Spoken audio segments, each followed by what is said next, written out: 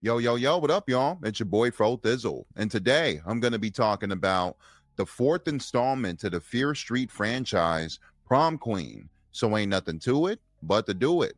This time around in Shadyside, we're following a girl named Lori Granger, played by India Fowler, who's pretty much ridiculed by nearly the entire town because they think her mother was a murderer some years back. Lori decides to sign up to be one of the prom queen contestants, not only for herself, but also for her mother who never got the chance. The other contestants are really bitchy to Lori and they want to make her life miserable with every chance that they get, especially the leading contestant, Tiffany, played by Fina Straza, who I think does a really good job at making me hate her character and wishing that she gets thrown out of a window for the entire duration that she pops up.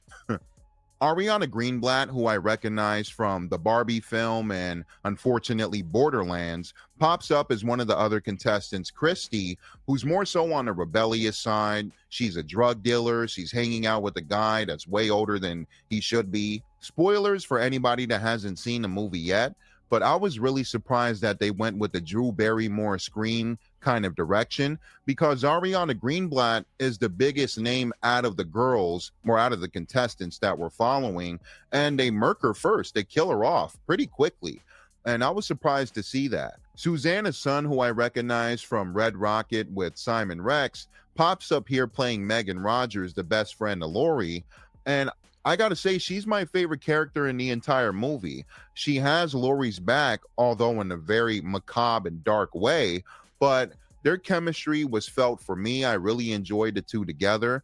And near the finale, after a pretty messed up argument, she ends up pulling through for Lori. So I gotta say, I liked her character the most.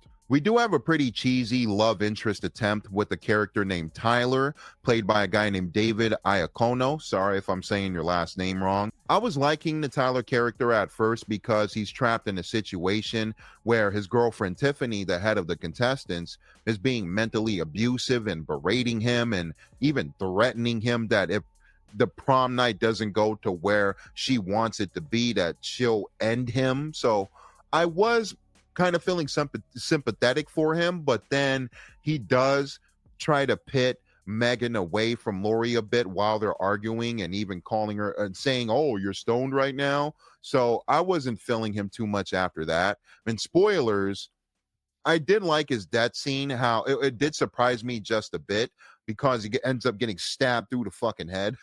The OG Lili Taylor pops up, and it is nice to see her. She plays the principal of the high school, the religious fanatic, but I still felt that her role was a bit wasted and they didn't give her too much to do, in my opinion. In fact, I think the assistant principal, played by Chris Klein, was a bit more memorable with how goofy he was, because you can tell he's chained and shackled by the principal's orders, and he's a bit rebellious himself inside, but he can't show it. But moving on to the kills by this guy, who I call the Prom Queen Killer, I felt that the motive behind him was a bit disappointing and not all that great.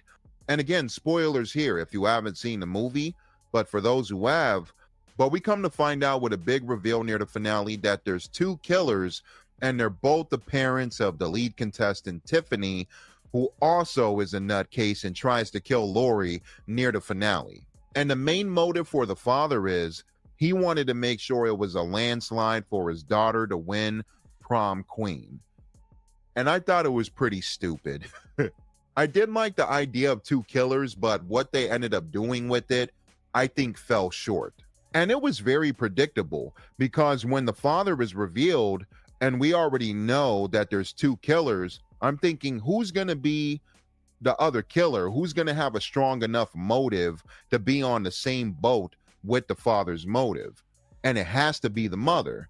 And they're portraying the mother a little bit lost and ditzy at first, but the jig was up, and I instantly knew after the father was unmasked. As far as the kills go, I do appreciate that there was a balance of practical and CGI effects just from my first watch. And my favorite kill has a nice mix of both. It's when the prom queen killer shows up to one of the jocks that's bullying the DJ all night, and he grabs a buzzsaw to his face and just digs into it. Blood is splattering everywhere. Very gory and pretty gruesome moment while he's trying to get it on with his girl in this very dirty basement. And you just see the saw digging deeper and deeper until his face is all split apart. 9 out of 10, damn near 10 out of 10 death moment for me. And what I think is a very underwhelming film. Other than this standout kill for me, I didn't feel that the other kills were really memorable, in my opinion. They weren't too crazy than your standard R-rated for strong, bloody horror, violence, and gore slasher flick. And I only say that because sometimes a horror movie will be rated for that, something along those lines, and it won't even be that crazy as it sounds, in my opinion. Especially when I think back to one of my favorite kills out of the entire franchise, and that's when he puts one of those girls' head through the bread cutter and it splits her head in like fours. I thought that was a pretty memorable death out of the entire saga. And some of the kills in the second movie I enjoyed too. But I felt Fear Street Prom Queen overall is the weakest addition out of this saga. I did like the main character that we're following, Lori, for the most part. Sometimes I wish that she would stick up for herself a bit more, and eventually she does when we get to the ending. But she's getting some pretty hurtful insults hurled at her face, and there's times where the camera's unflinching. We have to bear with her through it, and it was pretty hard to see. But other than Lori, the best friend Megan, and my one standout buzzsaw kill, everything else is kind of meh to me. I don't hate it, don't love it, and I've seen it 1,000 times before without trying to sound too snobbish. I'm going to give Fear Street Prom Queen a 5.5 out of 10. And that's it, y'all. It's your boy Fro. What did you think about this movie? Did you like it? Did you hate it? Comment below. Let me know your thoughts. I'm doing this for the first time. But in the meantime, between time, I'm on to the next review. Like and subscribe, all that jazz. It helps out the channel. And thank you guys for watching. Bro, peace. There's all. Bang, bang, bang, bang, bang, bang, bang. Here we go. Here we go. Yeah.